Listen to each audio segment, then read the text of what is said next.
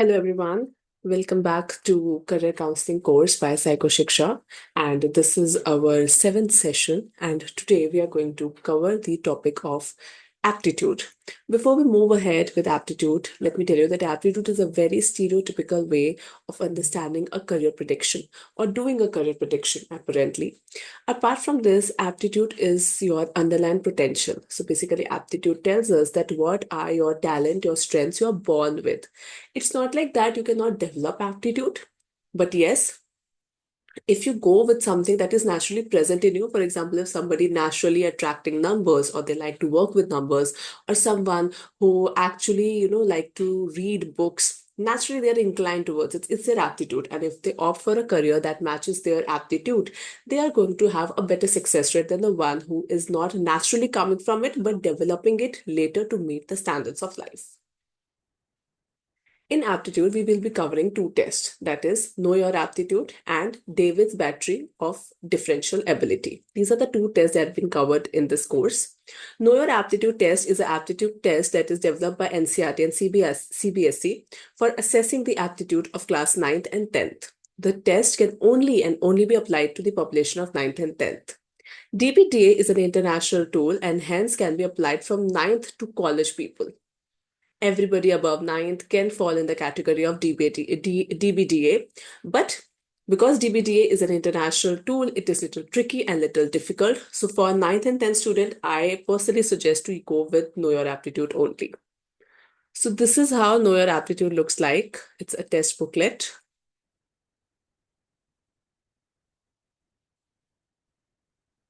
Okay, so this test basically measures your aptitude in 7 different abilities. First is linguistic ability. It divided into 5 parts. Oh, sorry, 3 parts. This is part 1. Example is given. You have to find the synonym of memorable. What is the correct answer? Choose it. There are total uh, 10 items in this. Then in part 2, you have to find out the correct spelling. Again, 10 items are there in this too. And the third part, you have to find the proverb meaning. Again, 10 parts are there too. And total to complete part 1, 2, and 3, 10 minutes will be given to you. Make sure that you are doing a test with proper time setting. You're giving your subject that, okay, timer is on, stopwatch is there with you, 10 minutes and 10 minutes stop. Okay. If your subject could not complete the test within 10 minutes, just leave it. You'll mark them 0, of course. No extra time will be given to complete the test. The test has to complete in the within time slot. If they could not complete it, leave it because it's completely a speed test. So this is the questions are there.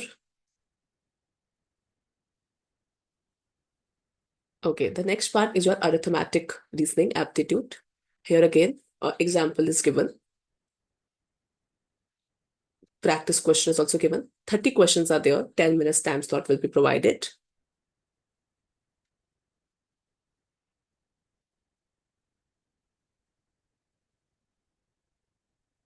Just like that, the next part is verbal reasoning. This is divided into 2 parts, part 1 and part 2. Part 1 got 15 questions and part 2 also got 15 questions. It got questions like this.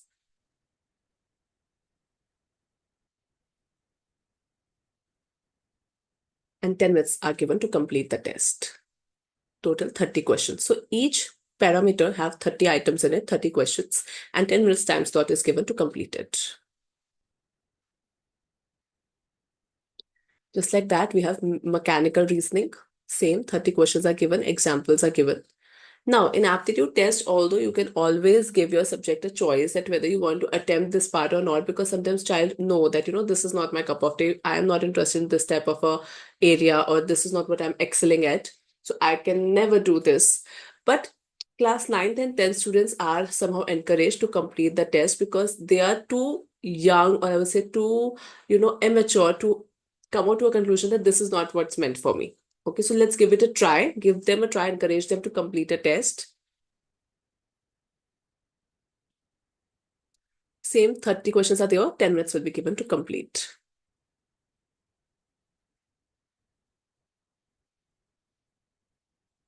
Then we have numerical ability. 30 questions are there, 10 minutes times that will be given. It's given. And then spatial ability, it has part 1 for 20 questions and 10 minutes will be given.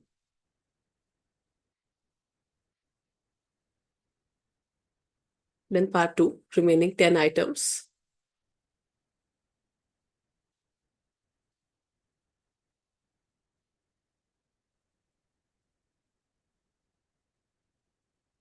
Ten minutes will be given to complete it again. So that's the test booklet. The test booklet can be only shown to the client, not sent to the client if you're on an online platform.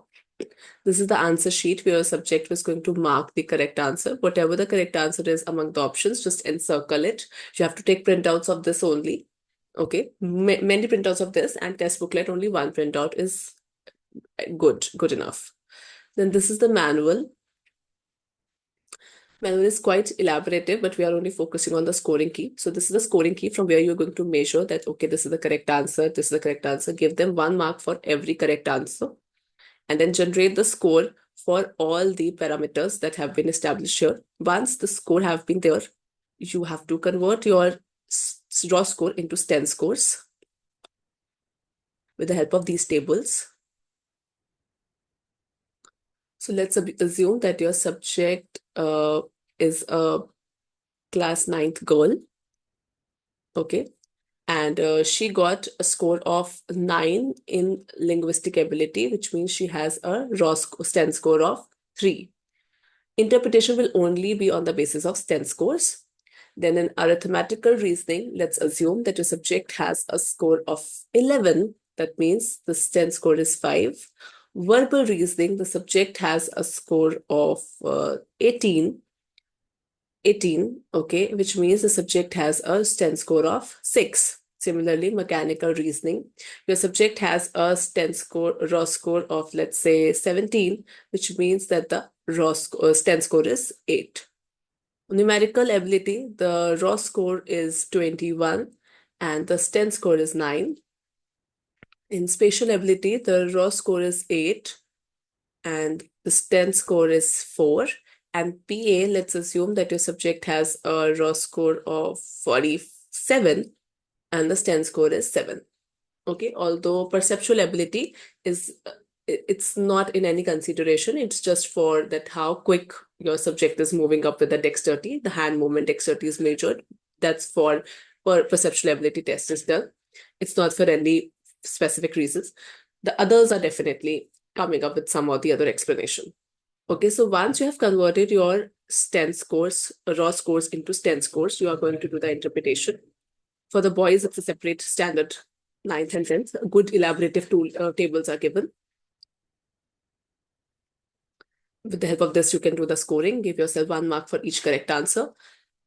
Now, in every tool, you can see language ability. If your subject is scoring 3, it's below average. It's at 4 to 7, it's average. And it's 8 to 10, it's high aptitude. And of course, if somebody is high, that means that aptitude is what they're best suited for. Same for abstract reasoning, verbal reasoning, mechanical reasoning, numerical aptitude, and spatial aptitude, and perceptual aptitude. Now, when you're understanding that what is the best fit for my client, you have to give importance definitely to the aptitude where your subject is having high score, like he's in high aptitude on this particular area. But sometimes you can do consider, or if your subject is saying that I am very much interested in this particular profile, you can do consider the aptitude on which your subject is average, but not the aptitudes on which your subject is having below average. We cannot look into that because below average means it's something that is very off the guard and we cannot consider them. Okay. And okay, and with this, you know your aptitude testing is done. Now we have the other test, that is differential, David's battery for differential aptitude. Okay. A brief description is given about all the parameters that this test is going to measure. There are total 8 areas that have been measured by DBDA. That is verbal ability, numerical ability, spatial ability, closure ability, clerical, reasoning, mechanical, and psychomotor. Verbal ability refers to people who understand words and written language. Numerical ability refers to people who understand maths and numbers very quickly. Spatial ability, people who understand patterns or empty spaces like architects and pilots. Closure ability is somebody who understands the incomplete elements as well. Clerical ability is the perceptual speed of how nicely you analyze the visual stimuli. Okay. Reasoning ability, how you reason well, inductive and deductive reasoning. Mechanical ability, the things that include machine tools, electrics, and psychometer, how nicely you move your hand-eye coordination. Same parameters have been measured by Know Your Aptitude as well. Then this is scoring and interpretation is given here. Very similar to Know Your Aptitude. Now, this is the DBDA test booklet. It first started with perceptual ability. So there are 30 seconds you have to complete. So basically, 5 minutes you have to complete the test. In this, you just have to draw in the empty space you can see in this part and make sure it do not touch the other lines.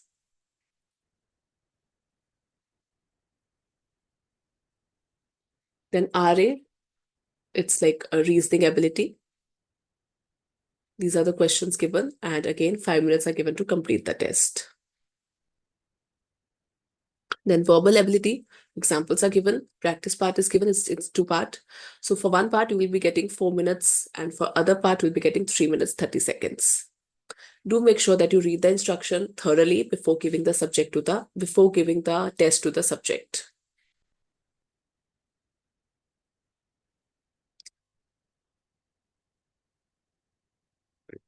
Then closure ability. You can see we have to understand the incomplete word, what the word is, the correct word we have to come up. 5 minutes are given to complete the test.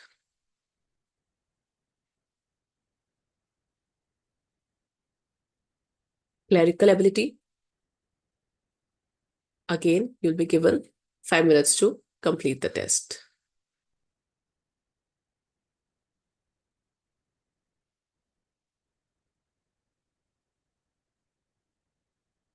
Mechanical abilities. 9 minutes to complete the test.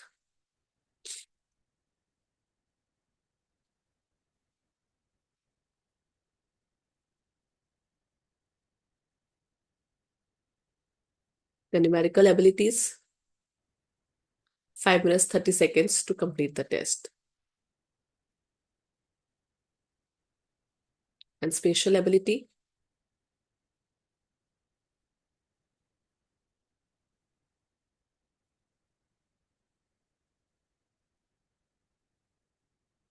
Okay, so this is the complete test. This is the answer sheet where you're going to put the answers. And the scoring key of this test looks like this. The scoring key needs to be taken out in the printed form on the butter paper, and then you can put it on the answer sheet of your subject. And wherever, if the circle points up on the shaded circle by your subject, that is the correct answer. If it's not, then it's a wrong answer, and you'll give 1 mark for each correct answer and 0 for the wrong answer. Once you have generated the raw scores, you have to convert it from this table.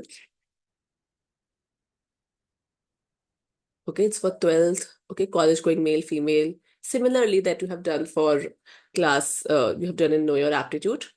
Okay, 11th and 12th students, it's given. Okay, just that it's taken up from cam scanner, so little difficult, but if you focus it, you'll able to understand it. Once you got it, you have to convert them here in the 10 score, the converted scores, and understand if it's average, below average, etc. Similarly, I have told it for Know Your Aptitude. Again, I'm telling it that if your subject is high on that particular arena, if they're extremely good at it, then you should choose that career or choose that aptitude for career predictions. Otherwise, do not opt for it. But if your subject says, for example, your subject says that I wanted to become an writer, an English writer, I like to write, okay, but in verbal ability, he's not performing very outstanding. Okay, so you can still consider it because he's average or she's average in it, and do tell them that what are your high aptitude, what is the area where you'll go and you'll do excel. Okay, but still aptitude are a very good predictors of career options. But if there is something that the subject wants to opt and which does not matches with the aptitude, you have to inform them and then go ahead with your report writing. On this note, we'll stop here. Thank you, everybody. See you all in the last class where we'll be understanding about how to prepare a report and how to prepare a roadmap. Thank you, everybody. See you. Bye bye.